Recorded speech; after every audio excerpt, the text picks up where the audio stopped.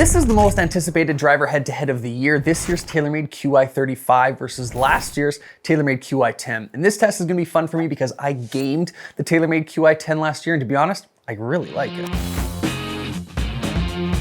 We might as well get this out of the way. What does Qi35 stand for? Qi, same as last year, is Quest for Inertia. 3 is Form, Fit, Function. That's new this year. And 5 is there's 5 drivers in the lineup: the Core, the LS, the Max Lite, and the Select Fit.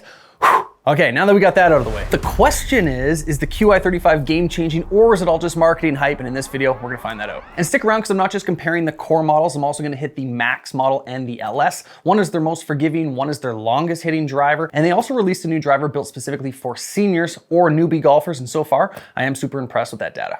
Hey guys, my name is Brandon. I run New 9 Golf, and I do unbiased golf club reviews to help golfers make informed decisions when buying new clubs. And if you're new to the channel, make sure you subscribe to see my driver bracket series, where I put every new driver head to head and I crown one driver the best driver of 2025. First, let's talk about what's new in the Qi35. By now you've heard all the hype about 10K MOI, high MOI, max forgiveness. The higher the MOI, the more forgiving the driver is. Well, here's something that I didn't know, and maybe you don't know as well, that typically when a driver has high MOI, the CG is higher as well. So why does that matter? This is a big deal, especially for mishits. Of course, you want to hit the center of the club face every time, but if you miss it, are you better to hit it high or low? The answer is high. When you hit it above the CG, or the center of gravity, there's lower spin and it's typically higher launcher. So if you've heard tee it high, let it fly, that's why it's best to hit it above the center of gravity. And that's why players drivers or low spin drivers are usually built with lower CG to get the most out of those shots. Now, this is where TaylorMade has done something pretty impressive. They've been able to raise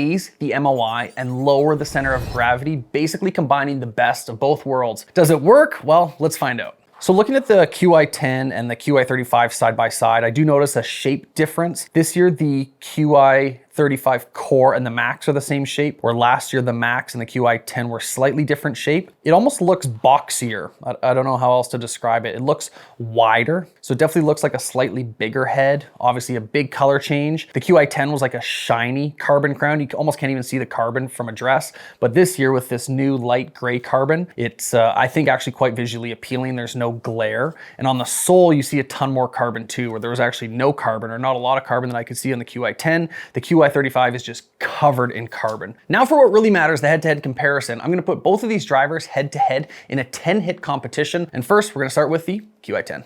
For this test, I'm filming in Calgary, Alberta, Canada. The elevation is set to 3,400 feet. We're using a Foresight GC quad. Big shout out to Garrett, who is our local Foresight rep. Foresight is actually offering this community 6% off all of their products. If you guys are interested in that promotion, I'll put a link in the description. But let's start hitting this Qi10. We'll get a baseline data, and then we'll compare that to this year's Qi35. Oh, also, I'm using a Ventus Velocore black 7X shaft. In both of these drivers is actually the same shaft that I got fit into. So we're using a fitted shaft for this test to hopefully get optimal results. Here we go.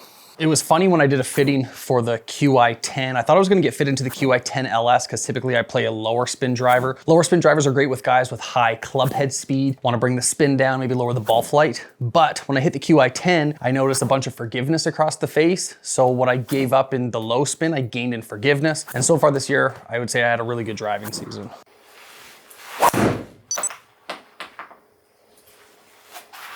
All right guys, I got my averages with my Qi10. Out of my 10 hits, I was averaging 178 ball speed, carry 299, 324 total. I think you guys can see why I played this last year. Now let's hit the Qi35, see if we feel or see any differences, and then see if those new numbers will beat these numbers. Let's give it a hit. I think already the head feels lighter.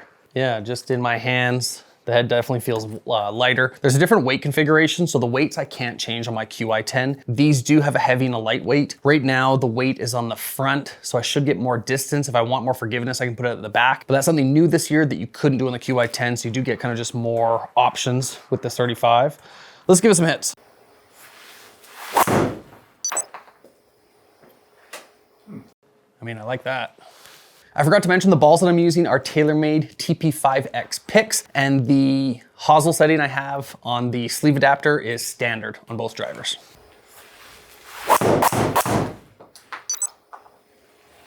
For a guy that's typically misses on the right, this is an amazing driver for you. Yeah, the fact that I'm consistently left so far, that's pretty sweet. What I'm noticing so far, just my first 3-4 hits out of the gate, is that my dispersion does actually feel narrowed. With my Qi10, I had a few leaky ones get out to the right. My first 3, I actually turned over to the left. So for someone that misses to the right occasionally, for this driver to already be scoring up and my drive's actually going to the left is something that I like. Haven't looked at all the total distance. I'm just looking at dispersion, seems to be narrowing so far out of the gate. Yeah, that's interesting. I can hit more balls to the left now because this isn't a draw bias driver. There's no heel and toe weighting that I can play around with. The weight is directly behind the face, but I enjoy being able to draw the ball more than have that big pushy fade. Feels really solid. Like that was probably my best hit yet. Feels actually very hot off the face. A really good punch, doesn't sound too tinny, sounds really solid. It's the same twist face that's been around. This is just, I think, the 4th generation of twist face. Still lots of carbon on the face, and it does feel really, really good. I would say so far that the feel off the face does feel better on the Qi35 versus the Qi10. I thought I would be annoyed by the bigger head, like having it look like a Max or a Max forgiving driver, but I think I actually do kind of like it. It just looks like there's maybe visually like a bigger sweet spot that I can hit, if that makes sense. That felt low on the face, maybe a little spinny, but still carrying 300 yards on a low miss hit.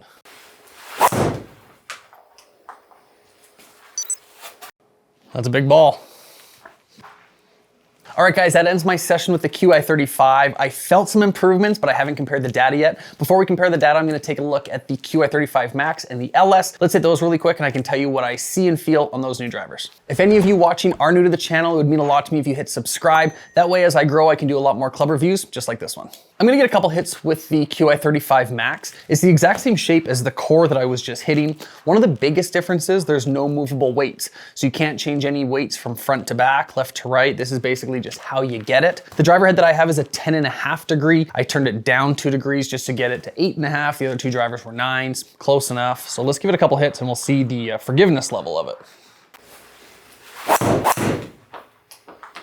Oh, even turned down 2 degrees, this thing's launching a mile in the air. The Max driver being the 10K MOI driver, the most forgiving would be for someone that's relatively inconsistent. If you're a mid to high handicapper, a senior golfer, you're new to golf, you know, you look at your club face, you got a bunch on the toe, heel, some on the center of the face. This is just gonna be the most forgiving driver in the lineup. So far it feels really good. The thing that I noticed though is just how high it's launching. So maybe if you have troubles getting the ball airborne, this would be a really good option for you. It feels actually almost the exact same as the Core model. So it does still feel very, very solid.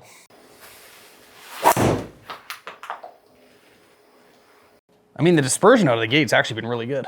The other Qi35 Max is the Max Light. I don't have this one here to hit, but the Max Light is even just lighter. Imagine, the Light is lighter than the normal Max. That would be for your older senior golfers. My father-in-law would be a great example. He's got a shoulder injury. He's in his mid-60s, has trouble time swinging it, so I think he would be a perfect candidate for the Qi35 Max Light.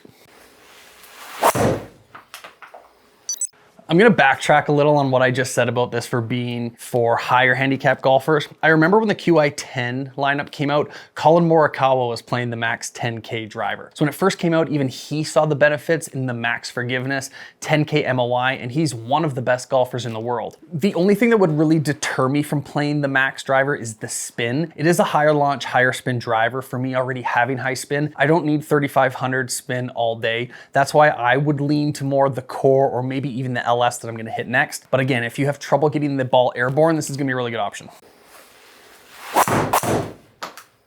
I am noticing too that this Max has pretty good workability. I've now been able to hit the ball both ways. I've found previously with really high forgiving drivers, they really consistently go to one side where you lose some of that playability, and I don't find that in the 35 Max. I wanna let you guys know too that I really don't care if you go out and buy the newest, latest, and greatest. I really just try to give you guys my honest feedback on what I see, what I feel, and of course what I hear. So really, I just wanna give you guys all the information that I have so you guys can make your own decision. I got no skin in the game, so I don't really care if you go out and buy these. Overall, that Qi35 Max did feel really good. For me, I can tell it's already too high spinning. Now I'm gonna hit the LS, which is the least forgiving and also the lowest spin. So let's see what type of data we can get out of that club. One thing I kind of forgot to talk about is the fifth head, the Select Fit driver head. Basically, for any type of launch monitor, like Foresight, for example, I have to put stickers on my club face to get the club data. When I got this driver, I saw that the markings were on the driver face, but I wasn't sure if it was the Select Fit. I hit it once and I didn't get any club data, so I had to put my own stickers on it. If you go for a professional fitting anywhere, chances are they have a Select Fit head. If you own a launch monitor, I'm sure you could buy a Select Fit driver. I'm not 100% sure, but it would make sense if you're playing on a Foresight GC quad and you didn't always have to put stickers on your driver. Now that I got the LS in my hands, it looks a lot smaller and it's heavier. So the LS has 3 different weight slots. So you can change to a heel bias, toe bias, or put all the weight in the back. As you move weight to the back, that improves the forgiveness. So I'm gonna keep all the weight in the back and the lighter ones up front. I wonder how this is gonna change my timing just because that head feels so much heavier. I think it takes a lot more effort to bring that back and around. First 2 hits, these feel much harder off the face. The Core and the Max felt a little softer, maybe a little spongier off the face, where this feels like I'm hitting a rock. Weird, I'm surprised I'm getting that knuckle to the left. I wonder if that's like sub 2000 spin. Yeah, 2000. That was knuckly.